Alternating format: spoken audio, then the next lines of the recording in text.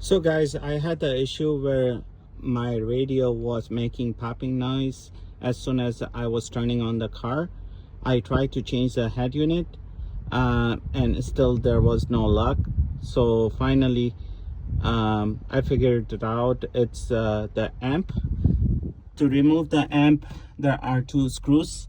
One is over here, one is over here, and you have to remove that panel. It is not hard at all.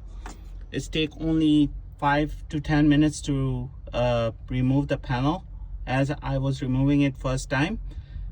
And I tested the new amp, it was working fine. So that's how I figured it was the amp.